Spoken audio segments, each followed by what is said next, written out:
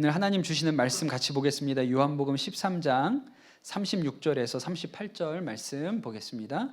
요한복음 13장 36절에서 38절 말씀 보겠습니다. 제가 말씀 봉독하겠습니다. 시몬 베드로가 예수께 물었다. 주님, 어디로 가십니까? 예수께서 대답하셨다. 내가 가는 곳에 내가 지금은 따라올 수 없으나 나중에는 따라올 수 있을 것이다. 베드로가 예수께 말하였다. 주님, 왜 지금은 내가 따라갈 수 없습니까? 나는 주님을 위하여서는 내 목숨이라도 바치겠습니다. 예수께서 대답하셨다. 내가 나를 위하여 내 목숨이라도 바치겠다는 말이냐? 내가 진정으로 너에게 말한다. 닭이 울기 전에 너는 3번 나를 모른다고 할 것이다. 아멘. 하나님께서 주시는 말씀입니다. 네, 성금요일입니다. 예수님께서 이제 십자가에 달려서 고난 당하신 바로 그 날을 우리가 기념하고 기억해서 오늘 예배의 자리로 모였습니다. 그 십자가에서 우리에게 보여주신 그 사랑이 우리 마음 가운데 충만하게 임하게 되기를 원합니다. 제가 어린 시절에 봤던 만화책, 저는 만화책을 그렇게 많이 본 사람은 아닌데 아주 좋아했던 만화책 중에 슬램덩크라는 만화책이 있었습니다. 네, 이게 성금요일에 슬램덩크 얘기를 하려고 하니까 이게 뭐가 안 맞는 것 같기는 한데 굉장히 좋아했고 재밌는 만화였고요. 또 제가 이 슬램덩크를 볼 때는 한 권씩 나오던 때였어요. 네, 그게 지금은 전집이 나와 있지만 그때는 그게 기다리면 몇 달에 한 권이 나오고 한 권이 나오고 그걸 기다리면서 이렇게 봤던 때거든요. 너무 재밌게 봤는데 성금요일에 이야기할 만큼 인상적인 장면이 하나가 있습니다. 아주 팽팽한 농구 경기가 접전이 있었습니다. 근데 이제 주인공이 농구를 시작한 지 얼마 안 되는 강백호라는 학생이 주인공인데 그 아주 팽팽한 경기에서 경기가 끝나기 직전에 상대편이 가지고 있던 공을 가로챕니다. 그리고 이 공을 자신의 편에게 패스를 해서 그가 슛에 성공을 하면, 골인을 하면 승리하는 거예요. 근데 그것을 진짜 철부지, 농구를 시작한 지 얼마 되지 않은 이 철부지 강백호가 공을 딱 얻었는데 너무 잘 된 거죠. 마지막 기회가 온 거니까요. 그리고 자신의 주장에게 공을 패스를 했습니다. 패스를 하고 보니까 주장이 아니고 주장과 닮은 상대편 선수한테 패스를 했어요. 그래서 졌습니다. 그 경기에 졌어요. 그리고 이 친구가 굉장히 낙심하고 절망하죠. 자신의 실수 때문에 경기에서 졌다고 생각을 하니까. 그런데 이 강백호의 라이벌, 사실은 라이벌이 아닌데 강백호만 그렇게 생각하죠. 라이벌이 서태웅이 있었는데 서태웅이 이렇게 절망하고 있는 강백호한테 이렇게 얘기를 했어요. 너 때문에 졌다고 생각하냐? 이렇게 물어봤어요. 그러면서 한 얘기가 사실은 이제 서태웅 분위기는 너 때문에 졌어 라고 비난해야 맞는 거거든요. 근데 강백호한테 너 때문에 졌다고 생각하냐? 이렇게 물어보고 나서 아니야, 너의 실수는 처음부터 계산되어 있었던 거야. 별로 놀라울 것도 없어. 그렇게 아주 차갑게 얘기를 했거든요. 근데 그 말이 저는 그 어린 시절에도 굉장히 멋있다고 생각되었어요. 아, 그 사람의 실수가 처음부터 계산에 들어 있었던 거구나. 그게 다 들어 있는 거구나. 그렇게 이야기를 한 것이죠. 몇 년 전에 남아공 월드컵인가요? 4강에 브라질과 네덜란드가 붙었거든요. 그런데 한 선수가 자책골을 넣습니다. 그 남미에서는 보통 이러고 돌아가면은 목숨의 위협을 느끼지 않습니까? 근데 이 친구가 이 자책골을 넣었어요. 그리고 1점 뒤지고 있는 상황인데 자책골 넣어도 이기면 상관없는데 또 1점을 뒤지고 있는 상황인데 반칙으로 퇴장당합니다. 그러니 이 친구는 이제 브라질에 돌아가면 목숨을 부지하기가 어려울 만한 상황인 거죠. 뭐 난리가 나는 상황이에요. 그런데 이 경기가 끝나고 브라질 감독이 인터뷰를 하는데 그 선수에 대해서는 전혀 책임을 물을 생각이 없습니다. 오늘의 패배는 팀 전체가 한 패배입니다. 팀 패배에 대한 책임은 감독이 지는 것입니다. 그렇게 이야기를 해서 진짜 멋있는 사람이구나 그렇게 생각했던 일이 있습니다. 오늘이 이제 고난주간이 끝나는 성금요일이죠. 사실 지금 예루살렘에 가면 예루살렘은 아주 성수기입니다. 가장 여행객이 많고 순례자들이 많은 때거든요. 그래서 사실 어제 같은 날은 어제가 아니죠. 지난 주일에는 종려주일 행진도 하고 아주 많은 사람들이 모이는 그러한 시즌이에요. 그때 예루살렘에 가면 이제 성지 순례를 가신 분들이 꼭 가는 곳 중에 빼놓지 않고 가는 곳 중에 하나가 오늘 우리가 읽은 말씀이 일어난 그 장소입니다. 오늘 예수님께서 베드로에게 이제 네가 나를 3번 모른다고 할 것이다 이야기하시고 잠시 후면 이제 베드로가 예수님을 따라가서 예수님 잡혀가신 곳까지 따라갔다가 그곳에서 3번 예수님을 모른다고 하죠. 거기가 가야바 대제사장 가야바의 집이었거든요. 지금도 예루살렘에 가면 대제사장 가야바의 집터가 있습니다. 그리고 그 집 위에다가 교회를 아주 멋있게 지어놨죠. 그리고 그 멋있게 지어놓은 교회의 꼭대기에 뭐가 있는지 아세요? 십자가가 있어요. 교회니까요. 근데 그 십자가 위에 뭐가 있는지 아세요? 닭이 있습니다. 예, 닭이 3번 운 장소. 베드로가 닭이 3번 울 때 예수님을 모른다고 한 장소. 앞들이 있는데 앞들에 뭐가 있을까요? 거기에도 닭이 있어요. 안에 들어가면 예배당 안에 뭐가 있을까요? 거기에도 닭이 그려져 있어요. 사실 베드로 입장에서 보면 징글징글한 것입니다. 너무한 거 아니냐? 나도 얼굴은 들고 다녀야 되는데 어떻게 여기에다 이렇게 곳곳에다가 이렇게 닭을 갖다 놓을 수가 있냐? 그럴 생각이에요. 뭐 우스갯 이야기인데 천국 갈 때 불안한 분들, 내가 진짜 천국 갈 수 있을까? 이렇게 불안한 분들은 천국 가실 때 닭을 한 마리 준비해 가시라는 말이 있습니다. 베드로가 천국 문 앞을 지키고 계실 때 베드로가 명단에 없는 것 같은데요 이러면 슬쩍 꺼내서 닭을 보여주라는 거예요. 이게 닭인데요 이렇게 보여주면 베드로가 왜 그러시냐고 아이 집어넣으라고 빨리 들어가라고 이렇게 할지 모른다고 하는 이야기가 있습니다. 말 그대로 오늘 이 말씀은 베드로가 그의 인생을 통틀어 가장 수치스러운 일, 부끄러운 일, 그 일이 시작되기는 서막입니다. 예수님께서 오늘 밤에 당신이 잡혀가시고 또 죽임 당할 것에 대해서 제자들에게 얘기를 하시죠. 그러면서 제자들 너희들이 다 나를 버리고 떠날 거다 그렇게 얘기를 하시잖아요. 오늘은 우리가 요한복음 본문을 읽었는데 마태복음 본문에는 베드로가 아주 더 강경하게 이렇게 얘기합니다. 모두가 주를 버릴지라도 나는 주님을 버리지 않겠습니다. 그러니까 베드로가 볼 때 다른 놈들은 다 가짜인 거예요. 그러니까 다른 사람들은 다 버려도 저는 절대 안 버리겠습니다. 그렇게 얘기를 하죠. 그런데 이렇게 충성심에 넘치는 베드로에게 예수님께서 쐐기를 박으셨어요. 내가 진실로 내게 이르노니 오늘 밤 닭이 울기 전에 내가 3번 나를 모른다고 할 것이다. 그렇게 이야기를 하시죠. 저는 베드로가 이 말을 듣고 얼마나 야속했을까 이런 생각이 듭니다. 야, 나를 무시해도 너무 무시하시네. 나는 절대로 주님을 버릴 생각이 없는데 그렇게 생각했을 것 같아요. 그런데 예수님은 정말 단호하게 그렇게 얘기하셨어요. 베드로가 그 얘기 듣고 뭐라고 했는지 아세요?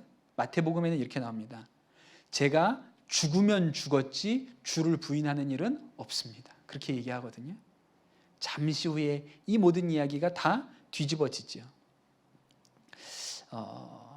저는 이 말씀을 읽을 때마다 닭이 울기 전에 3번 부인할 것이라고 이야기하시는 이 예수님의 말씀이 베드로 입장에서는 참 잔인한 말씀이다 이런 생각이 있었어요.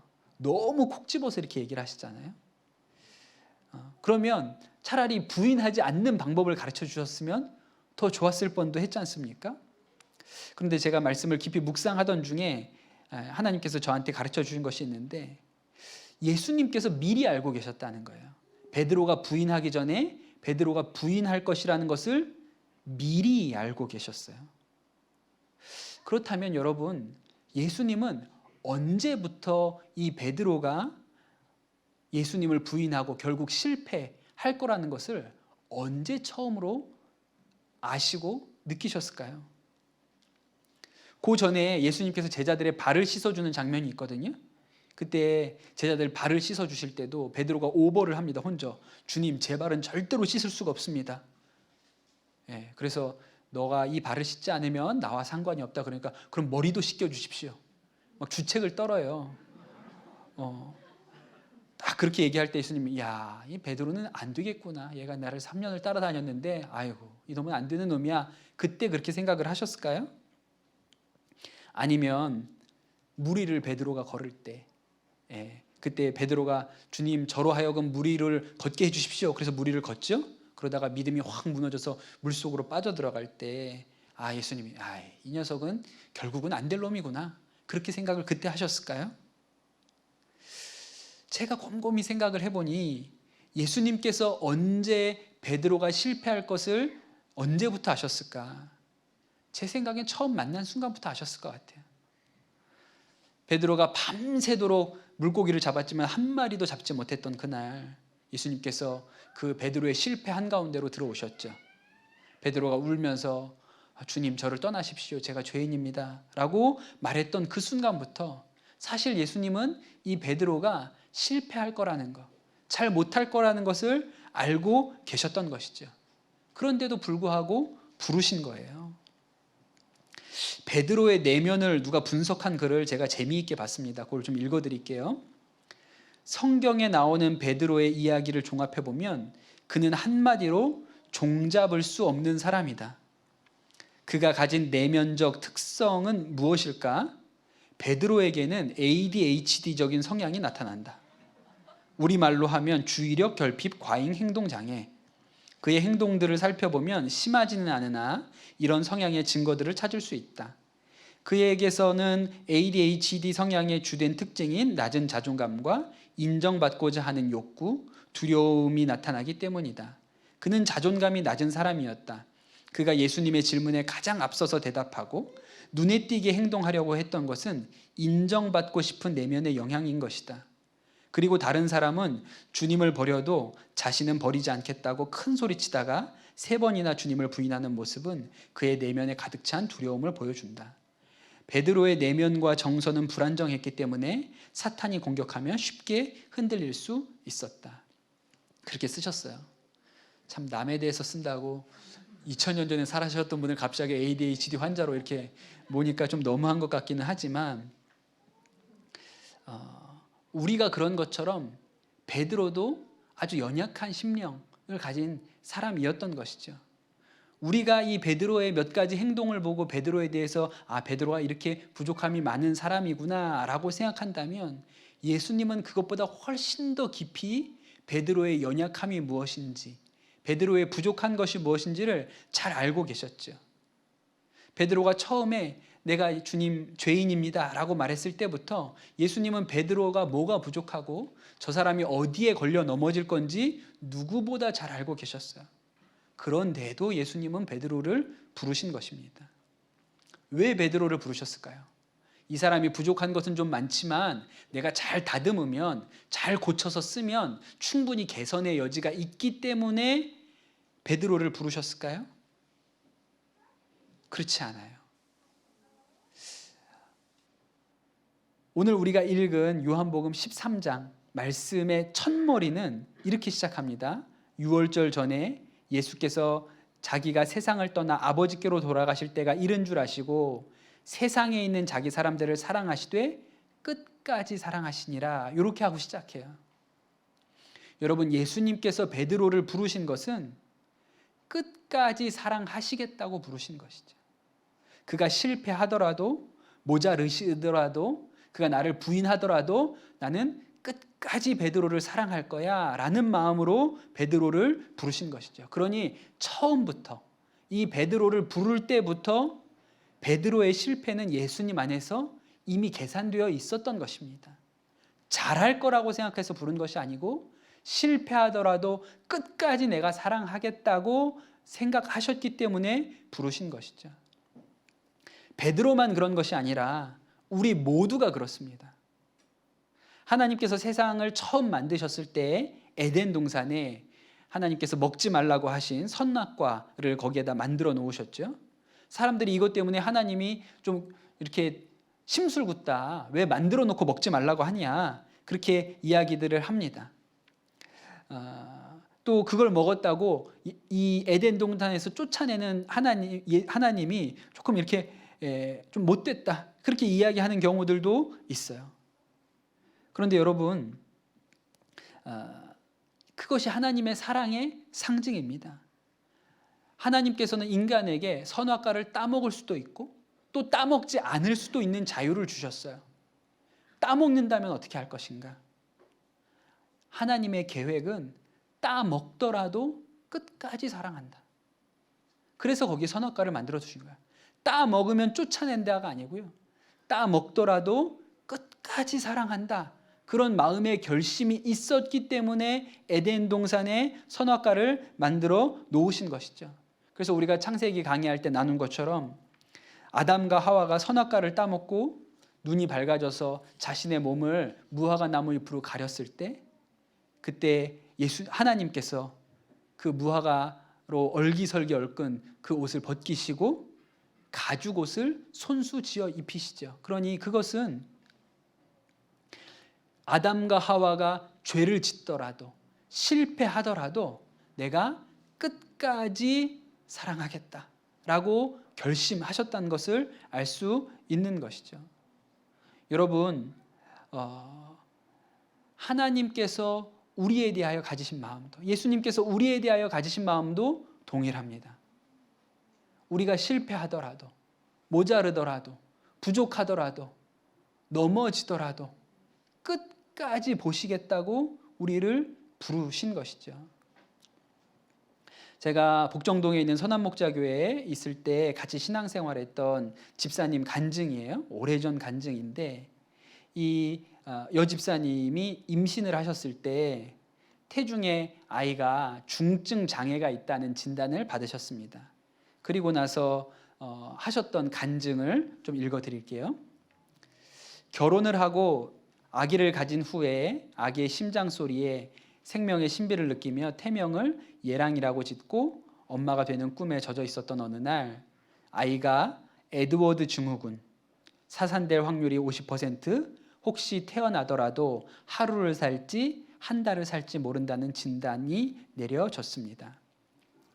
하늘이 무너지듯 벼랑 끝에 몰린 상황에서 마냥 울다가 퇴근해서 돌아온 신랑에게 우리 예배드리자 첫마디를 건네고 함께 눈물로 가정에 불어닥친 상황을 하나님께 올려드리며 기도했습니다. 그러다가 그동안 일한다고 정신없이 살아왔지 아이에게 말씀 한 구절, 찬양 한 번 제대로 들려준 적이 없다는 생각에 마음이 아파 찬송가를 부르고 또 불렀습니다. 그리고 아이에게 하나님의 말씀을 들려주고 싶어서 일주일간 말씀학교에 등록하였습니다. 말씀을 듣는 가운데 예랑이는 하나님의 완전한 사랑이라는 주님의 음성을 들었습니다. 예랑이는 태초부터 주님이 디자인하시고 우리 가정에 주시기로 계획한 아이라는 것입니다. 얼마나 감사한지 이 감사함을 눈물로 표현할 수밖에 없었습니다. 17시간의 진통 끝에 자연분만으로 나와서 저와 분리된 예랑이는 숨도 심장도 멈춰 있어서 의료진을 다급하게 했고 3시간 후에 신생아 중환자실에서 예랑이를 처음 마주한 순간 너무나도 고통스러워 보여 마음이 찢어질 듯 아프고 미안했습니다. 살 수 없는 아이라는 것을 처음 알고 아이를 지울까 하는 생각도 잠시 했었습니다. 바로 그 순간 영원히 죽을 수밖에 없는 나를 살리기 위해 사랑하는 독생자를 십자가에 내어주는 말로 표현할 수 없는 아버지의 마음을 보여주셨습니다. 의사 선생님은 우리 예랑이가 살 수 있는 시간을 조심스럽게 한 달이라고 했지만 예랑이가 태어난 지 한 달 열흘을 넘기고 있습니다. 비록 인공호흡기에 의지해 숨을 쉬지만 많은 분들의 기도로 아이가 하루하루 잘 버텨주고 있습니다. 상황은 변한 것이 없고 기적도 없습니다. 그러나 바로 이 상황 속에서 함께 하시는 주님을 바라보며 날마다 허락하신 하루를 감사의 고백을 올려드리며 매일매일 예랑이의 얼굴을 보고 엄마 아빠 목소리를 들려줄 수 있는 이것이 지금 나에게는 기적입니다. 그렇게 간증을 하셨거든요. 지금 그 예랑이가 6살이 됐습니다. 예. 저는 이 간증을 들으면서 하나님이 우리를 세상 가운데 보내실 때의 마음이 꼭 이와 같지 않을까 이런 생각이 들었습니다. 예랑이는 하루를 살지 한 달을 살지 알 수 없는 아이였지요. 그런데 우리 집사님 내외는 한 달을 살더라도 이 아이를 낳아서 키우자고 결심을 합니다. 한 달을 살고 우리한테 깊은 슬픔을 주고 떠나더라도 그 한 달을 복되게 키우자, 그렇게 마음에 결심을 한 것이죠. 그런데 여러분, 예수님께서 우리를 세상 가운데 보내실 때 예수님의 마음도 꼭 같았다는 것을 아셔야 됩니다. 우리가 잘할 것 같아서, 우리가 예수님의 영광을 드러낼 것 같아서, 하나님 나라를 확장시키는데 귀하게 쓰임받을 것 같아서 우리를 부르신 것이 아니고, 우리가 실패하더라도 무너지더라도 끝까지 사랑하시겠다, 끝까지 보시겠다고 부르신 것이죠. 베드로가 하나님 예수님의 영광을 위하여 귀하게 사역할 수 있는 사람이어서 부른 것이 아니고, 베드로가 나를 부인하고 모른다 하고 떠난다고 할지라도 내가 끝까지 사랑해야지 라는 마음으로 그 베드로를 부르신 것이죠. 여러분, 저는 그렇게 생각합니다. 하나님이 왜 저를 목사로 부르셨을까요? 제가 목회를 잘할 것 같아서? 목사를 시켜놓으면 그래도 하나님 나라를 위해서 힘을 좀 보탤 수 있을 것 같아서 부르셨을까요? 전혀 그렇지 않은 것이죠. 끝까지 사랑하시겠다고 부르신 것입니다. 제가 넘어질지라도 실패할지라도 내가 끝까지 너를 사랑하겠다. 내가 끝까지 너를 포기하지 않겠다. 내가 실패하더라도 너의 실패는 처음부터 나한테는 계산되어 있던 것이다. 그런 마음으로 저를 부르신 것이죠. 제가 군인교회 목회하던 시절에 가장 어려웠을 때가 연평도에서 해병대 교회를 섬길 때입니다. 그때 어려운 얘기들은 가끔씩 했는데, 수요일 저녁 예배 드리면 아무도 나오지 않으셨어요. 저랑 군종병이랑 둘이 있어야 되는데 저 군종병 하나를 앉혀놓고 제가 말씀을 전해야 된다는 게 너무 비참하게 느껴졌어요. 차라리 쟤도 없었으면 그냥 집에 들어갈 텐데, 제가 있어가지고 예배를 안 드릴 수도 없고. 근데 너무 힘들었던 게 교인들이 뻔히 섬 안에 있는 걸 다 아는데 어떻게 이렇게 아무도 안 나올 수가 있나, 그런 마음의 좌절과 낙심이 있었습니다. 한 번은 제가 휴가를 나오게 되었어요. 근데 휴가를 나와서 그냥 들어가면 안 되겠다. 나도 좀 마음의 은혜를 좀 받고 들어가야지. 뭔가 나도 하나님으로부터 오는 귀한 것들을 좀 얻어가지고 들어가야지 그냥 들어가서 목회를 못하겠다, 이런 마음이 들었어요. 그래서 어떻게 할까 그렇게 생각을 하다가 그때 마침 저 복정동에 있는 선한목자교회에서 월요 치유 집회라는 것을 하고 있었습니다. 제가 이야기만 들었지 한 번도 가본 적이 없어서 거기를 좀 한번 가봐야겠다. 거기라도 가서 좀 은혜를 좀 마음 가운데 좀 가득 채우고 가야겠다, 이렇게 생각을 했어요. 사실 선한목자교회 금요 성령 집회를 가도 돼요. 근데 왜 그걸 안 가고 월요 치유 집회를 가냐면, 선한목자교회 금요 성령 집회를 가면 아는 사람들이 많거든요.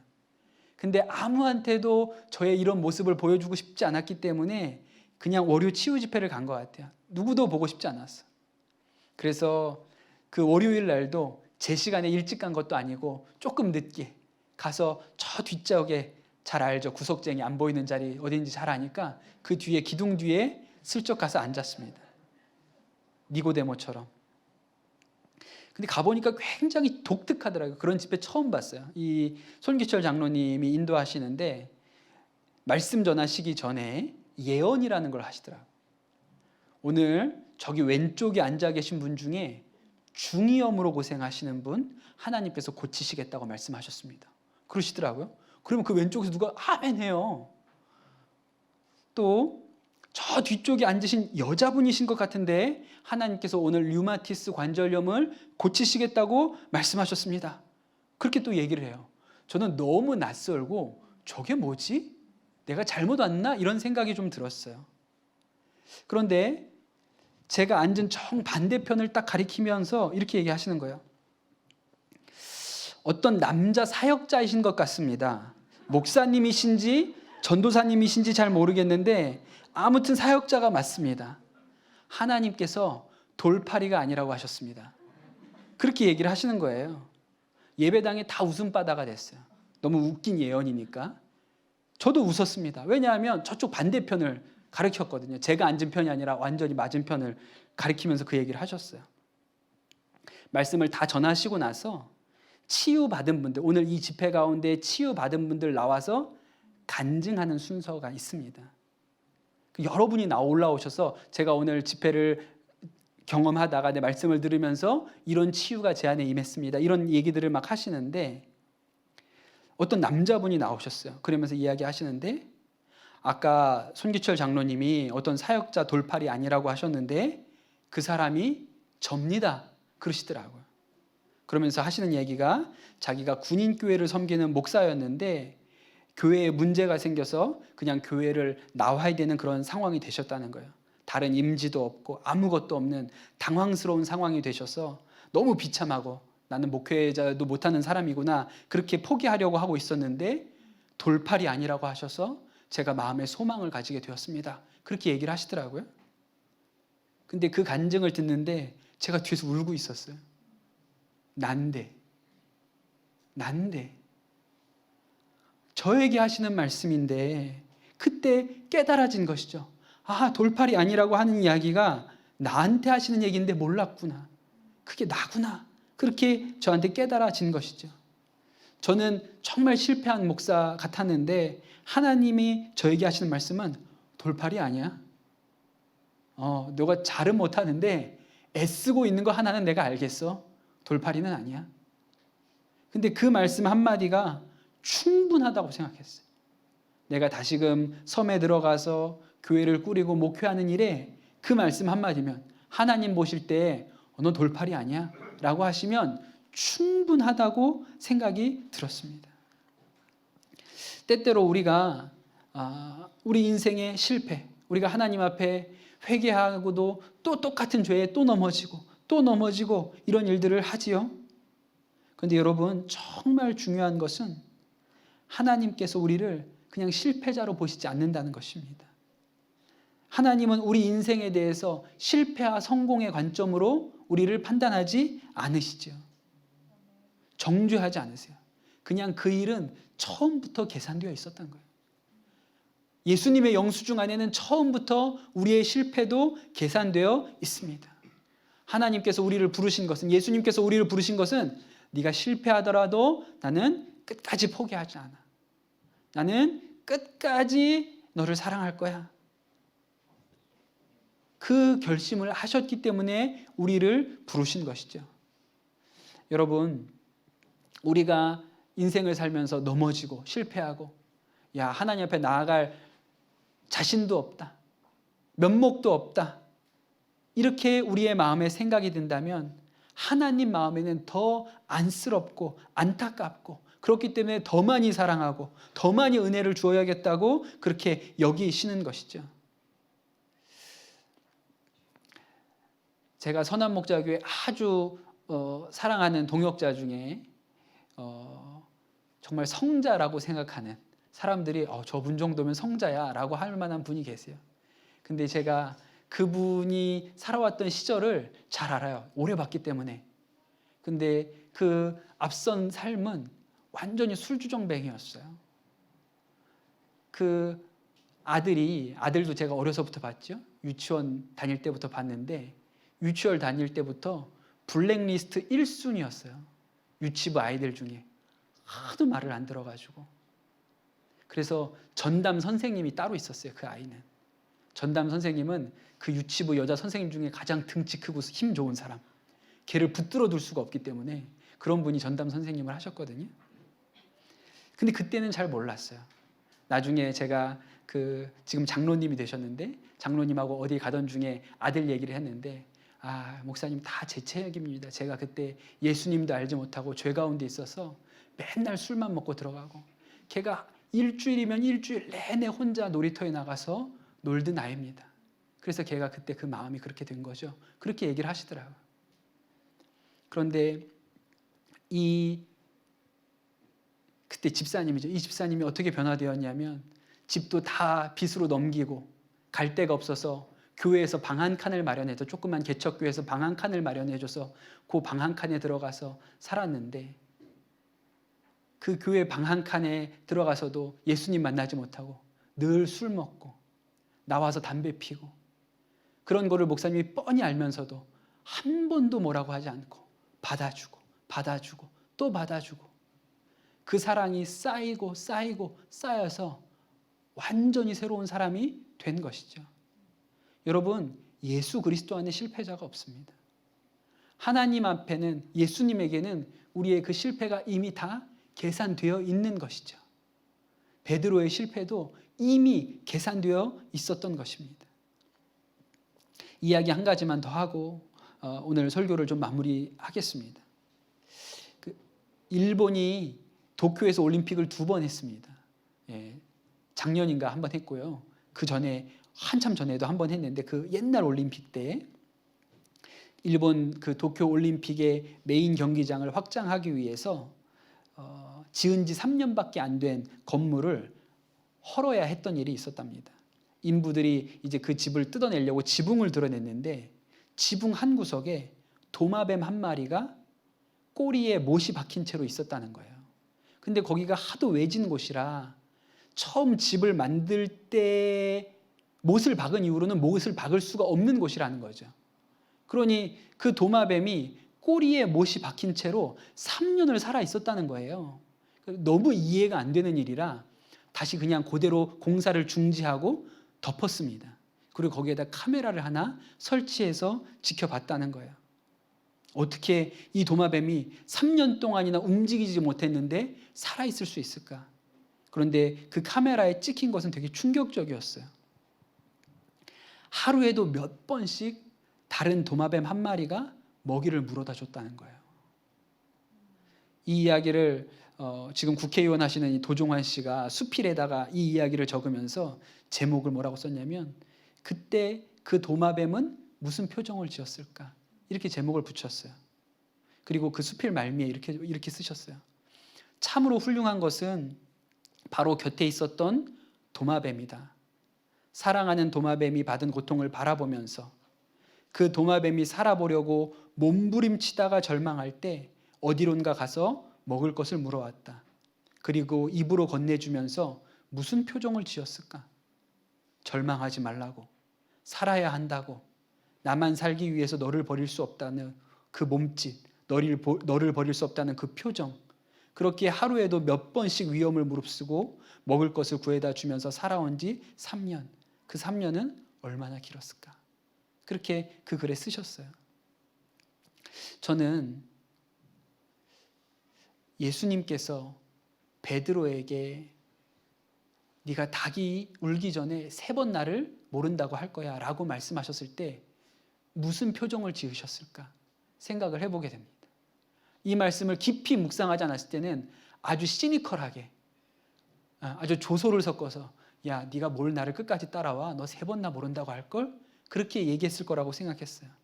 그런데 말씀을 묵상하면 묵상할수록 그때 예수님의 표정이 이랬을 것 같아요. 안타까움과 안쓰러움으로 베드로야 네가 3번 나를 모른다고 하겠지만 그 실패는 처음부터 내가 계산한 거야. 주저하지 말고 끝까지 나한테로 와. 난 절대 너를 포기하지 않아. 끝까지 너를 내가 지킬 거야. 그러니 너는 낙심하지 마. 그런 표정으로 이야기하셨을 것 같아요. 자신의 부끄러움을 가리려고 무화과 잎으로 얼기설기 부끄러움을 가린 아담과 하와한테 가죽옷을 지어 입히실 때 하나님의 표정은 어땠을까요? 실패는 처음부터 계산했어. 끝까지 나를 붙들어. 끝까지 나를 붙들어. 나를 놓지 마. 그런 표정은 아니었을까요? 내가 독생자 예수를 보내서도 너희를 구원할 거니까 끝까지 나를 놓지 마.